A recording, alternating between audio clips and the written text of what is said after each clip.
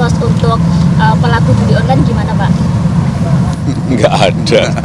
Berarti wacana Presiden Jokowi tegaskan tak ada pemberian bansos untuk pelaku judi online. Presiden Joko Widodo menyampaikan responsnya atas wacana pelaku judi online yang diusulkan mendapatkan bantuan sosial bansos. Menurut Presiden, pemerintah hingga saat ini tak memiliki rencana pemberian bansos untuk pelaku maupun keluarga pelaku judi online.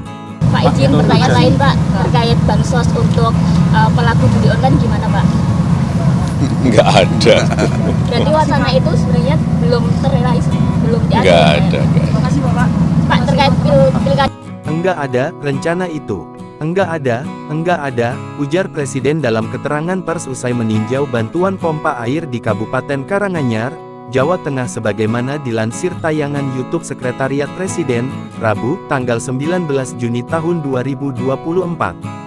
Diberitakan sebelumnya, Menteri Koordinator Bidang Pembangunan Manusia dan Kebudayaan, Menko PMK, Muhadjir Effendi menyatakan membuka peluang agar korban judi online masuk ke dalam data terpadu kesejahteraan sosial (DTKS) agar menerima bansos.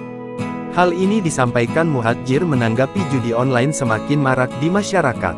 Pihaknya pun menyarankan Kementerian Sosial Kemensos untuk melakukan pembinaan kepada korban judi online yang mengalami gangguan psikososial. Muhadjir bilang, judi online memang memiskinkan masyarakat. Oleh karenanya, korban judi online pun berpotensi menjadi masyarakat miskin baru. Masyarakat miskin itu pun menjadi tanggung jawab pemerintah. Namun, dalam perkembangannya Muhadjir kemudian menyatakan pemberian bansos untuk korban judi online baru sebatas usulan pribadi. Wacana ini pun belum dibahas lebih lanjut bersama kementerian, lembaga terkait, terutama yang tergabung dalam Satgas Pemberantasan Judi Online.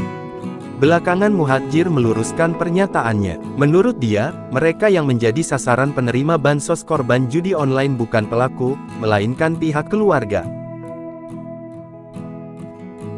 Download Tribun X sekarang, menghadirkan lokal menjadi Indonesia.